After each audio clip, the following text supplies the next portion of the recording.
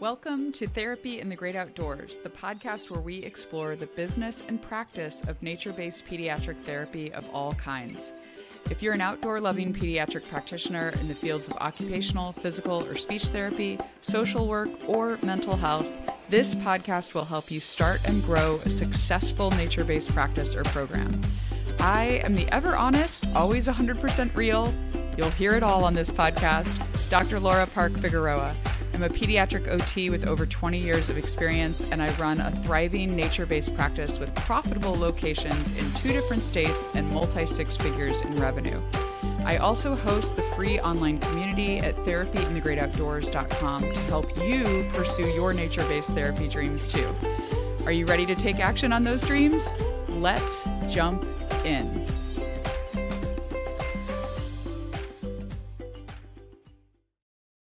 Welcome back to Therapy in the Great Outdoors. Today we're going to talk about all things sensory, which is the name of Jessica and Rachel's podcast, because Rachel Harrington and Jessica Hill are here.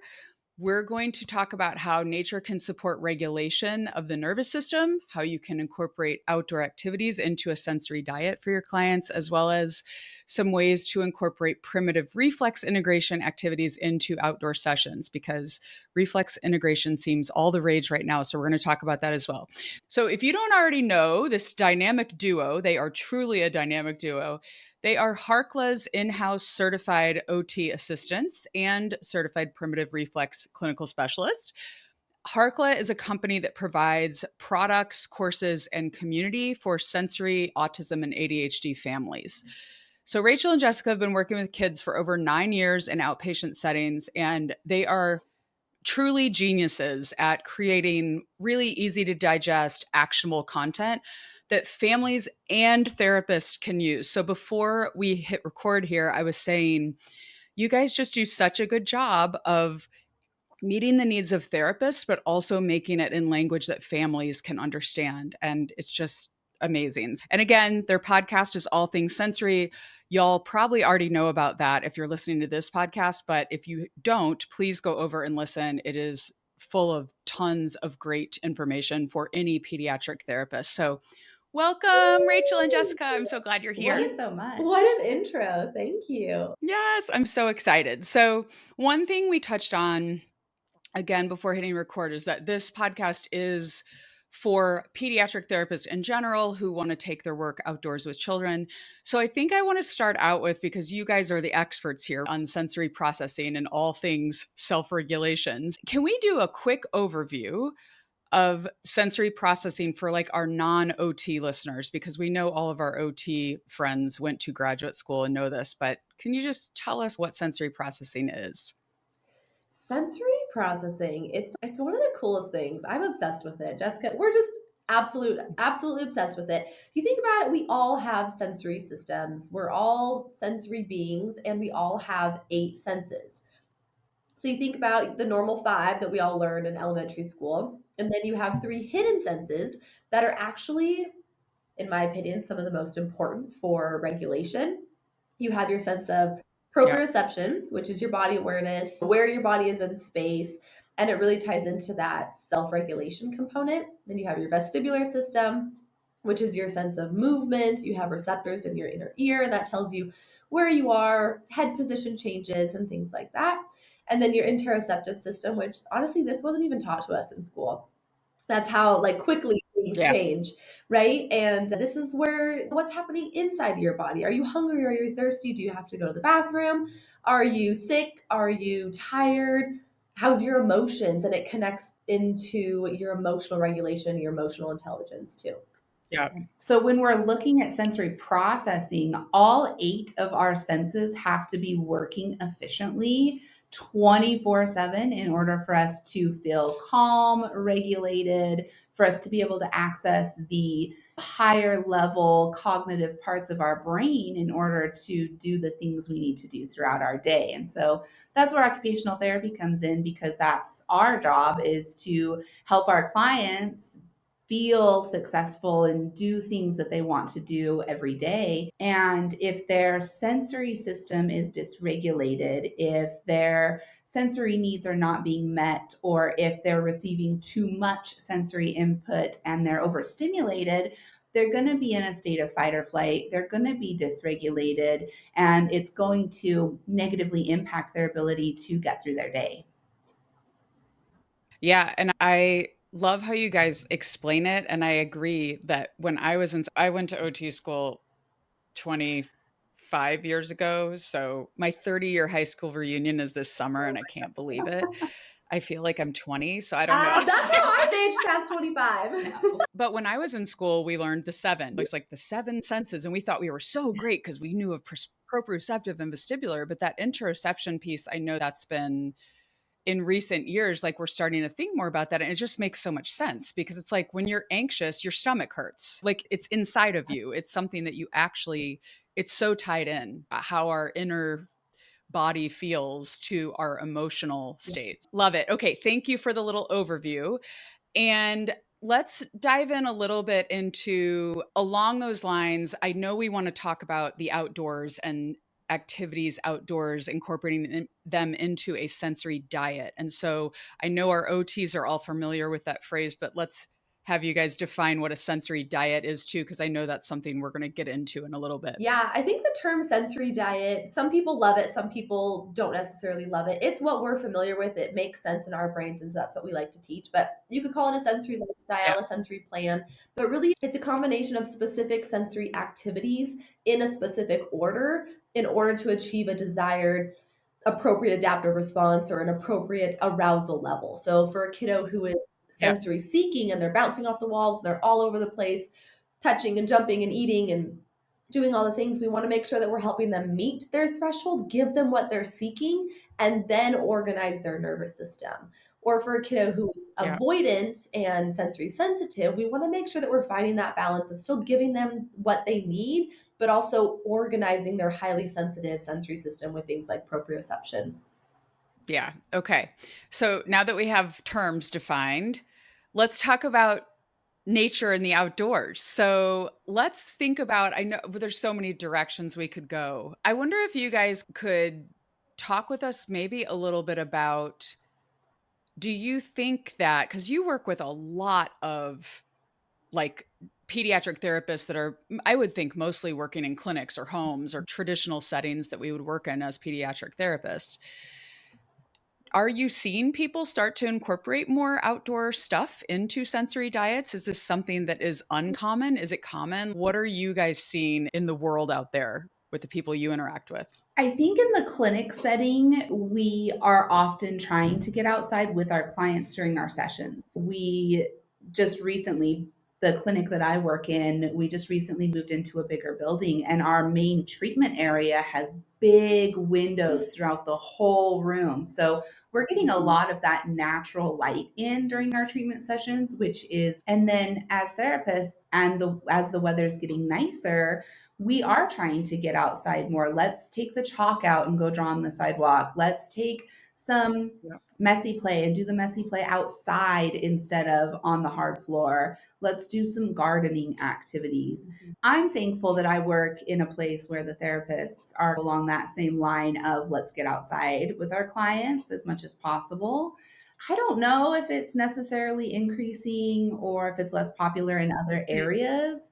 I know that our area here in Idaho, we have several clinics and programs that work with children and families to be outdoors more often.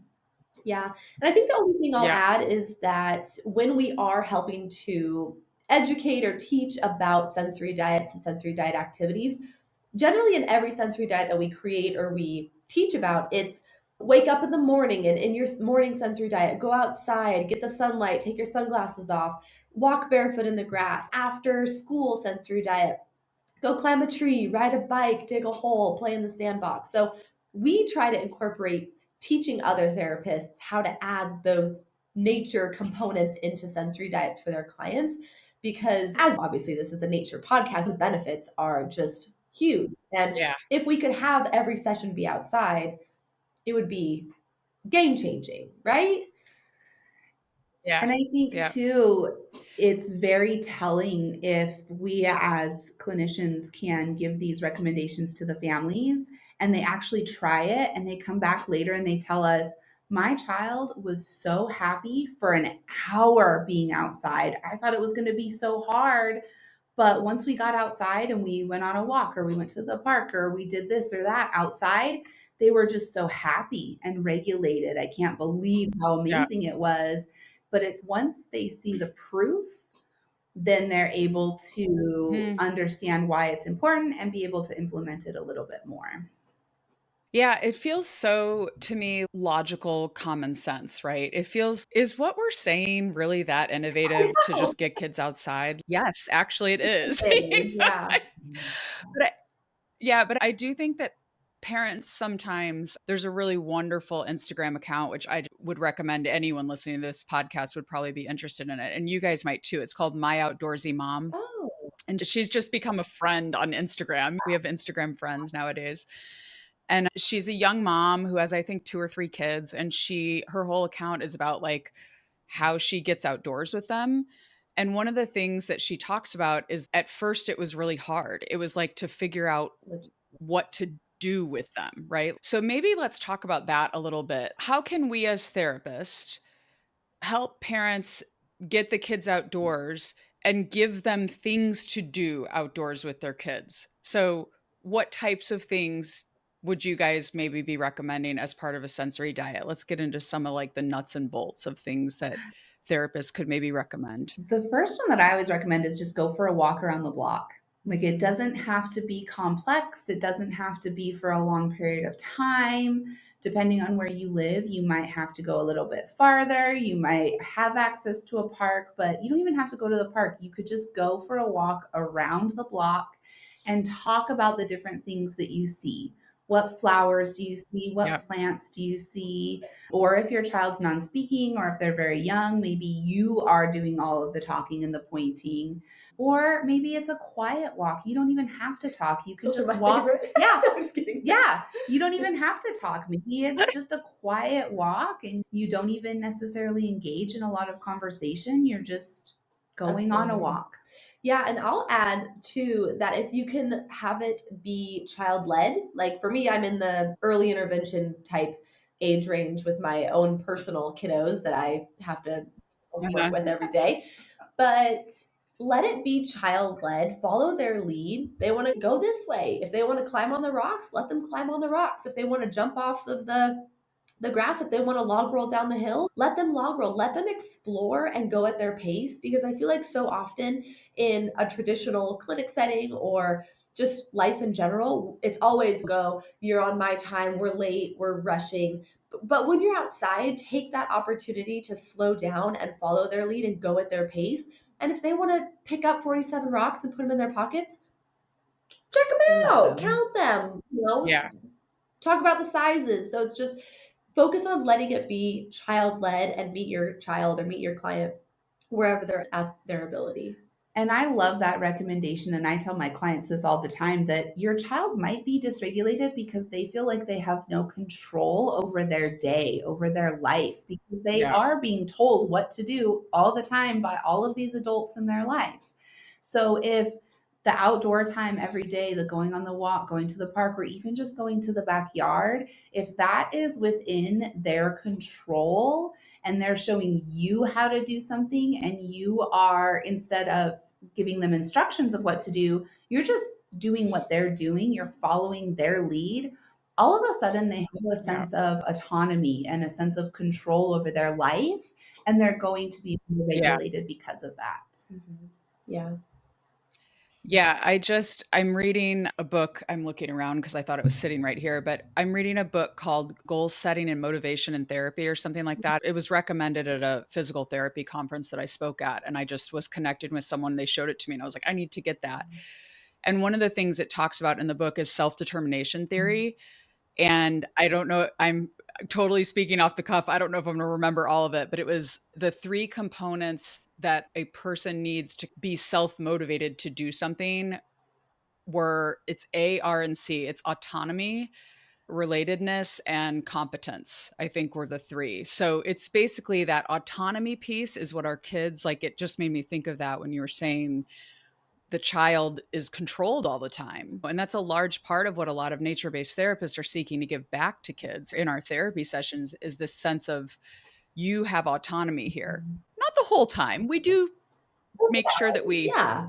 have some structure, right? But that idea of them being autonomous and being able to make the choices, so much of kids' lives are just structured by adults. And it's great for parents too. I love that suggestion too for parents because I think a lot of times as therapists, we can get stuck in a lot of the technical stuff and we forget that everything goes back again, self-determination theory, that relatedness piece of that co-regulation with the child and just connecting with them is so powerful. That's like ultimately the foundation of all sensory regulation, I think, is that connectedness to their caregiver, right? Or to the parent.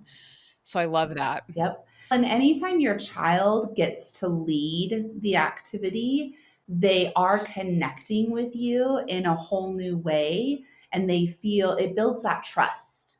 When you can ask Yeah. the child questions and engage in play how they want to play, then you're building trust with them. Yeah. And that is very hard for parents and sometimes therapists to do. Yes, it is. Because I remember when my kids were young, we'd go on hikes, and my husband is not a nature person. I've been thinking about doing a whole podcast just on this. Hey, you can still love nature even if your partner. I get so depressed when I see a lot of the, I won't name anyone, but like a lot of the content online is like, we're outdoorsy, our whole family goes. And I'm like, yeah, outdoorsy, but my whole family does not like the outdoors. So what do we do with that? That's okay. It's okay. You can be yourself and you can still get your kids outdoors even when your partner is not like fully on board.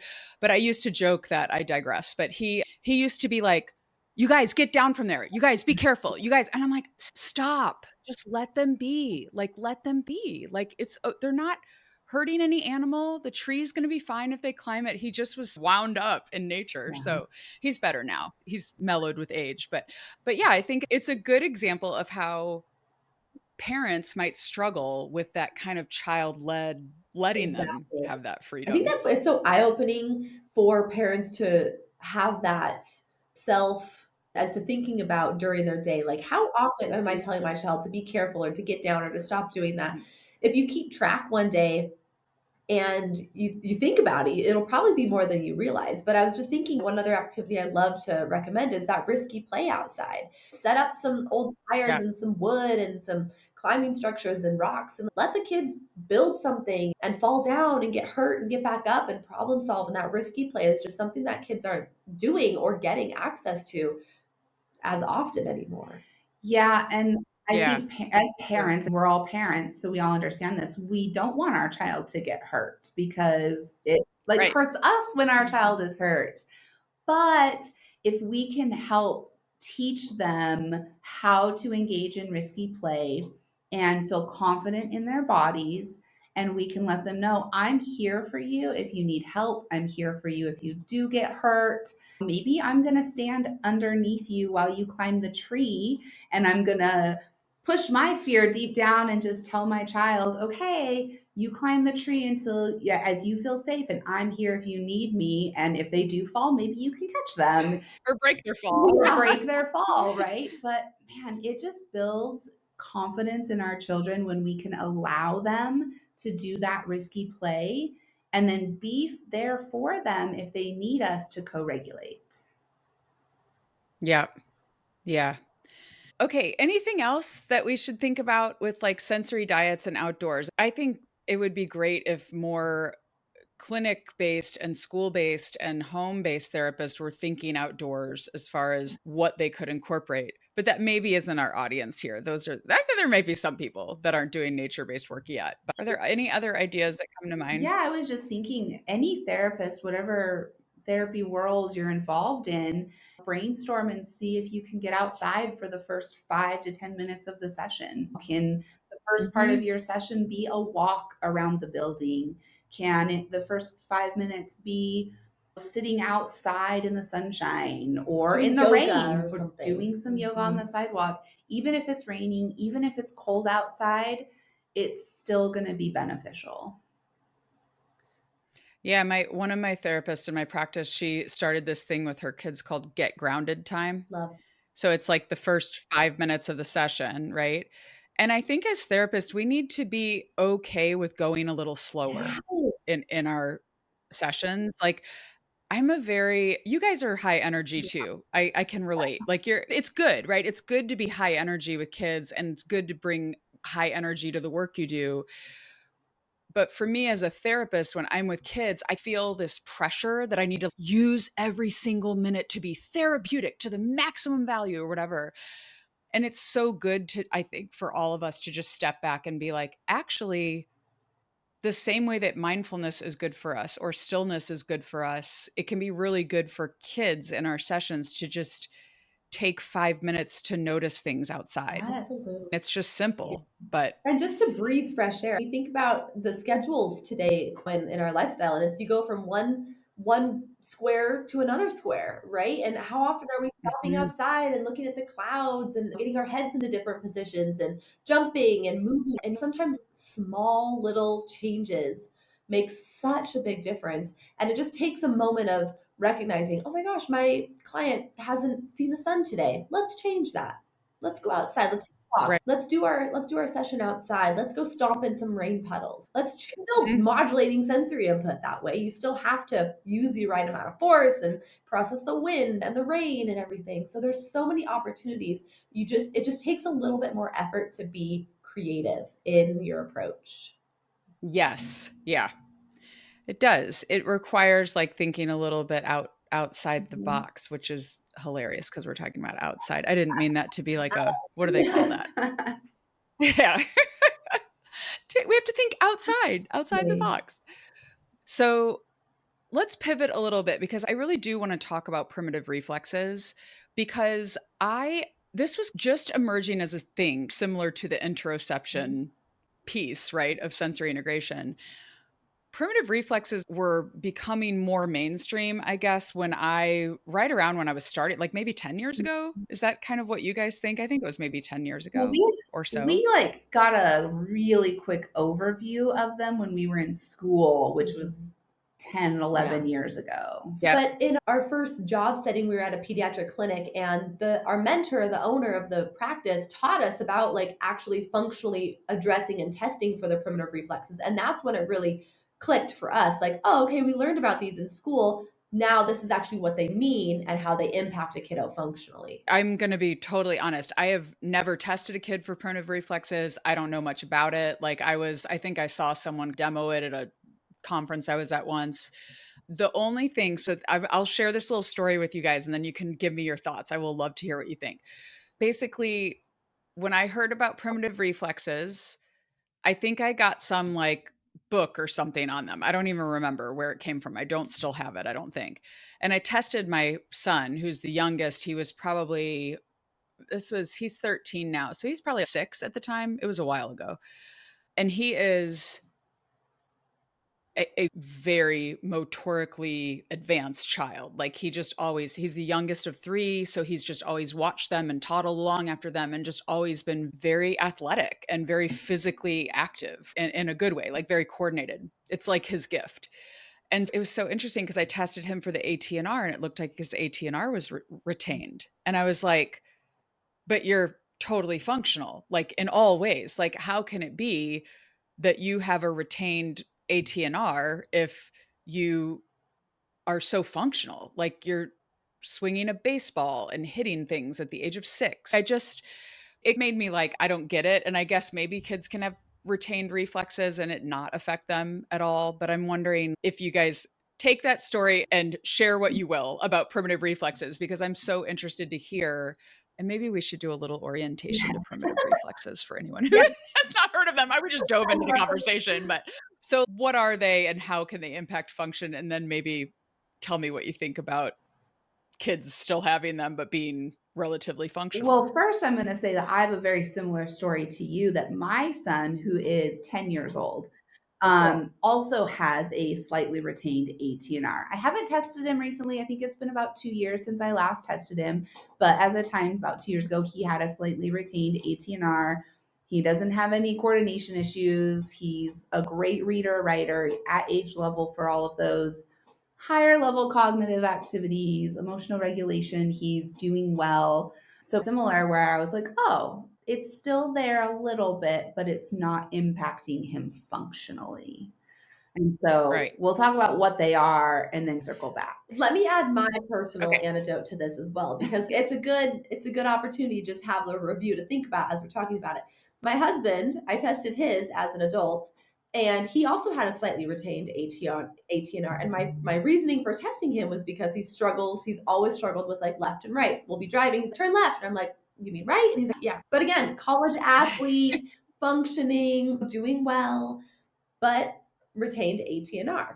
Slightly. Slightly, yeah, Yeah. exactly. Okay, so why don't you Okay. overview? So, what are primitive reflexes? We are all born with primitive reflexes. They are stereotypical movement that is directed from the brainstem, and they are designed to keep an infant alive and start the development process. So, most people are familiar with the startle reflex, the Moro reflex, where baby is maybe sleeping and a sudden noise startles them and they jerk awake and then they cry.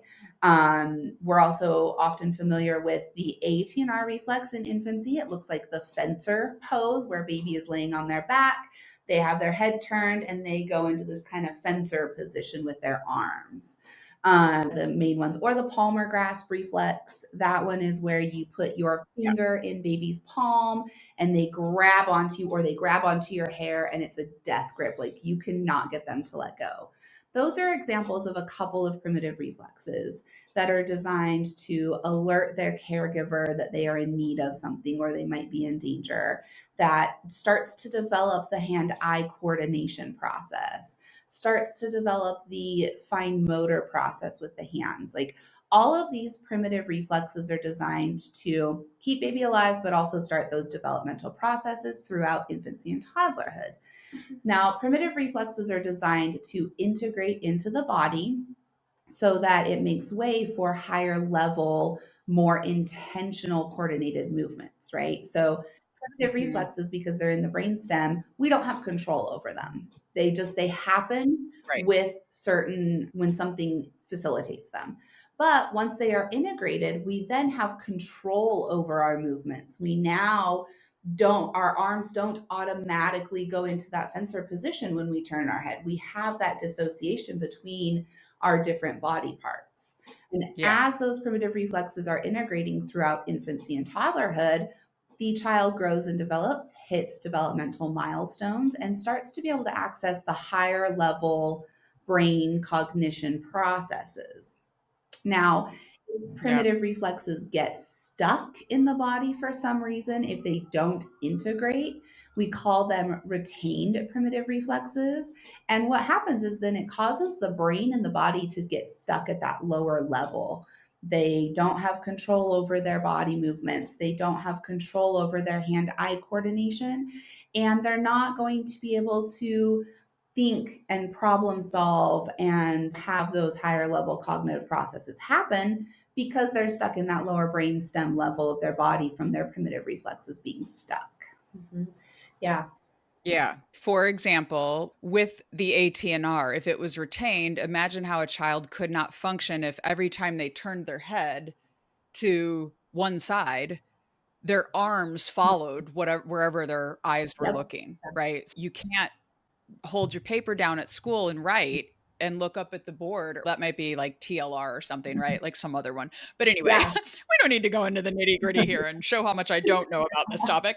But it's basically the gist of it is that there are things that can elicit these reflexes if they are retained in older kids, which make it very difficult to have control over your movements and your thinking, really, because if your body isn't cooperating with what you want it to do, it can be really challenging for a kid in all the functional things that we work So on. going back towards our function versus retained primitive reflexes, that's where it's important to have that clinical observation ability, to be able to have a checklist that you can give to the parent and say, fill this out so we can identify what your functional deficits are as it relates to primitive reflexes. So you can get an idea before you even test a kid. Yeah, we're really struggling with a couple of areas of the ATNR, so let's test it and see if it's possibly retained, or maybe there aren't any checks on the ATNR, but we're still showing some of those retention signs. And that's, I think, what's so important to think about is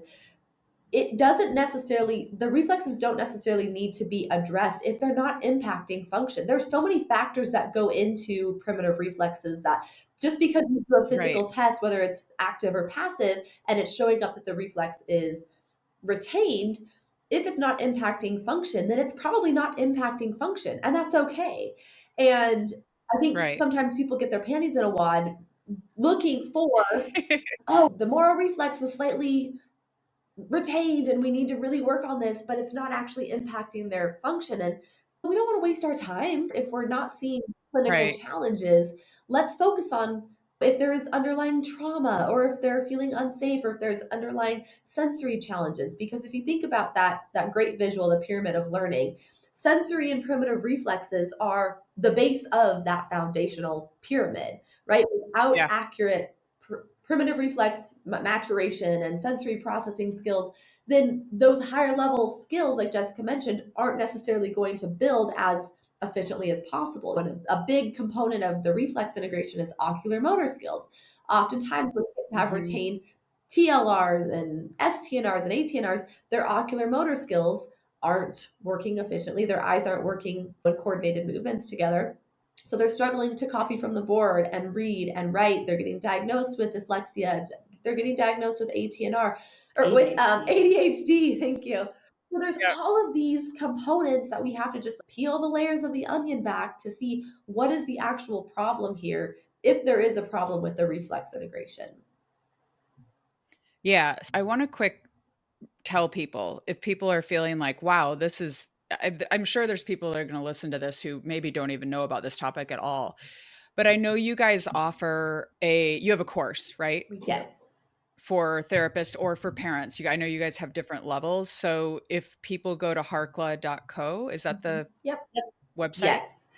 Yeah. So if you're listening to this and you want more like an actual course and like the checklists and things to use and how to assess and how to treat all of this, go to harkla.co and get their course. And then you can get into the nitty gritty details and have all the resources, right? I've actually thought about I do have some therapists who see individual kids in my practice, but we do most of our services in groups. So this might get us into talking about like some of the things we could do in groups that would maybe, we're not in a place like I have all my systems in place in my business. We are not in a place where like any kid that comes into a group is going to get individualized primitive reflex testing. Like that's not something I intend to do. But I wonder if there are ideas you guys have for ones that activities or exercises that we could do in a group maybe that would be helpful for any child who might have retained primitive reflexes that are popular ones that are often retained. I don't know if there's ones that are more than others, but do you know what I'm saying? Like ideas for exercises we could do in a small group or individual session. Well, first, I think it's important to note that the primitive reflex exercises and activities can be beneficial for everyone, including adults. Because even if your primitive reflexes are not functionally impacting you, these exercises and activities still focus on building strength and coordination throughout the body. So that's important. My go-to, especially with a group, would be yoga and having just a really simple yoga flow to follow that focuses on like the Superman, cat cow, cobra to down dog, and then child's pose. It could be a super simple yoga flow, and that's going to work on a lot of sensory processing as well. The kids are going to get a lot of proprioceptive input by being on the ground. They're going to get a lot of vestibular input from the head position changes, and they're going to be moving and coordinating their body, which is great for the brain and body connection. And then incorporate the breathing into it, right? So you move into a new pose and you do a deep breath before you go into the next pose, right? So you're also going to be working on a lot of self-regulation and interoceptive processing as well. Yeah, the breathing is so key too. As you said, yoga, I was thinking, gosh, the simplest things, like we forget how therapeutic they can Yes. be. Yes. I'm doing a PT, I'm doing a group, a PT that runs a group program. I'm doing her program for people. I'm not communicating that. I'm doing a program with a physical therapist right now who runs a group online program for people who have scoliosis. So it's mostly Pilates based. And I am amazed with how much time she spends on breathing in every class. I just never knew how important breathing was for my rib cage and my back. I just don't think about it. So it's important for our kids too. And I often don't think about it with kids. So I could go on a good whole one. nother tangent about I breathing, know. Right. how so many of our kids are shallow breathers and they're just constantly all day long. They're Yeah. never getting a deep, full breath and filling up their lungs and their belly all the way. Like it almost never happens. And so it is something that as Yeah. therapists, we can start including into our sessions. Yeah, and I'll just add to that too. Yoga, my go-to is always crawling, just because crawling naturally integrates the STNR, helps with the TLR, the ATNR as well, and the Palmer, all of the things. So I'm like, get down on the floor. I wrote a book about crawling because I'm like, I love crawling. I want everyone, I want kids, I want adults, I want pregnant people to just get on the floor and crawl Yeah. all day long. Yes. And honestly, Yeah, well, they took it. The American Academy of Pediatrics just removed it from the developmental Yeah. list of It's the developmental sequence or whatever for kids. I know that OTs everywhere and PTs were just like, outrageous. "What the?" Just yeah, it's completely mind-blowing. It's just so important. That cross lateral is so important yes, it is. for development. It just blew for the brain development. It just blew my No mind. So kidding. we need to form a coup, write Right? a big letter of response or something because it's nuts. We're Anyways, nuts. someone was going to say Oh, something. Sorry, no, I that's okay. I was just gonna say you could create a whole activity outside with yoga and crawling and climbing and really incorporate all of these different components to have an amazing therapy session. And this could be OT, PT, speech, mental health. You could yeah, address all of those different areas for whatever specialty you're in with being outside doing yoga and crawling. yeah. Yeah, it's crazy. I feel like I saw something on your was it your okay, you'll have to tell me. Just tell me, no, Laura, you're crazy. You're remembering it wrong. But I actually feel like I got this idea from either your Instagram or maybe a podcast of yours that I listened to.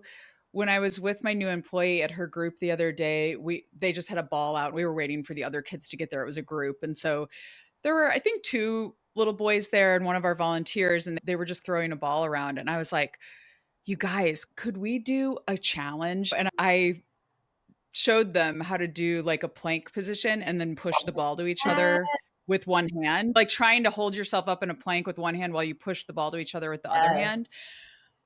One of them was not going for it, but the other one gave it a try. And it was like, that to me was like a much more challenging activity than just standing and kicking or throwing the ball, right? You're getting their head in a different position, you're getting some upper body strengthening. So I think as therapists, we need to think a little bit about the yes, there's therapeutic value, but also if a kid can be challenged a little bit more, like I could tell they were both, it was easy. It was no big deal, which is fine. It was just we're just hanging out before everybody got there. But was that from am I remembering that from you guys? We have done that one We before. have, so Yeah. it could be, I don't yeah. know. Okay. Yeah. I'm not crazy then. Thank you I think for verifying that I'm not crazy I enough. think that activity might actually be in the course as one of the functional activities to So address it a probably was permanent in like an reflexes. Instagram video It then. could have been, Yeah. yeah. Yeah, but that's That or maybe because I think I listened to the podcast episode too, that was the webinar oh, where you yeah. guys were Oh, introducing the course, where you talked a little bit. So maybe it's yeah. It from could have that. I been. can't Yeah. remember. But anyway, it was great. I That thought is it was a really cool. great podcast slash I listened to it, but I guess there's a video somewhere maybe of it. I don't know. But yeah, okay. So yoga, plank position with the ball. What else did we Oh, say? Crawling. Crawling. Are there any other ones that are like big must do? These are great kind of activities. I'm going along with the ball activity. I love like twisting and passing a ball back and forth and playing with the eyes, and Yes. then same going up and over and watching their body. Do their eyes actually go up over their head, or do they maintain their head in a neutral position when they're like going up and down? That tells us a lot about them. So that's always one of my go-tos as well, is to get the head into different positions and see what happens. Yes, so you're bringing up something else I tried to do with the kids the other day. So we were making ice cream in an ice cream ball, which is a super fun. It is so fun. You can find it on Amazon. Just type in ice cream ball to make ice cream or something and you'll find it. But you put the heavy cream and the rock salt in the outside of the thing and it has this container and you put the heavy cream and we used honey in ours. Mm. Use a lot of honey if you do. Ours did not have enough honey in it. Our honey was a little crystallized, and so our ice cream ended up being like butter. But anyway, I've made ice cream before in the ice cream ball, and it's amazing. But the motivating thing is that the children have to roll the ball for at least 25 minutes to get the ice cream. Wow. So if you have a group of kids, you can't kick it because it's more delicate than that. So what I was trying to get the kids to do, we were rolling it a lot, like just sitting on the ground rolling it or maybe gently rolling it with our feet to each other. But I wanted to change it up because we had a couple of kids not interested. They were like, this is boring, whatever. And they were like going over to play with sticks, which was fine and therapeutic as well. But I wanted to get them back in. And so I was trying to have them like stand in a line and one pass over and then one go under their legs. And I'm like now thinking, did they have primitive reflex? Because they were like, oh, we're not having it. As soon as the first kid put it over his head and I put it under, the rest of the line disintegrated. The next three kids were like, we're not Oh, doing this. Wow. It's interesting, right? It's really interesting to see because that would seemingly be something most kids, I think, would think that was fun, pass it up and over. But I do wonder, it's things like that now. My brain is going to be going like, like I do wonder because it could be that we just think they're not motivated or they don't want to do it. But if you take a primitive reflex or even a sensory integration stance on it, it could be that they can't or they're having a hard time doing it. And so they disengage, right? I'm glad to know I was doing some things I love Yeah, that. I'm keep gonna go doing that it. were supporting. Keep doing it. Yes. I was also thinking too, Yeah. oftentimes these kids don't know how, right? They struggle with motor planning, which can be related back to Yeah. primitive reflexes. So they watch somebody else do a new motor task and they also have decreased self-confidence because that things are hard for them. And so they watch somebody do Yeah. a new motor task and they immediately go to, nope, that's too hard. I don't know how to do it. I'm not even going to try because this is all internal that they're saying, because I know it'll be too Sure. hard for me. Yeah. And so, yeah, as therapists, we have to figure out how can we get these kids engaged in these novel motor planning activities to address all of these areas, but also to just increase their self-confidence in their own abilities to do new things. Mhm. Yeah. It does help when other kids are there, like the one with the plank position. With the one kid doing it who was good friends with the other kid, he actually was like, "Oh, you're gonna do it?" Like I think having the kids modeling and having group sessions where kids are modeling different things is good. It gets some buy-in besides like a therapist, like adult person doing Totally. it. Yeah. Let's do a little wrap up. Do you guys want to? I already promoted your course for I you. Do you did. guys Thank you. anything like feel free? I mean, I want you to share with people what do you have available. So your podcast is All Things Sensory. You do it weekly. It's amazing. Everyone should go subscribe to it. It's so great.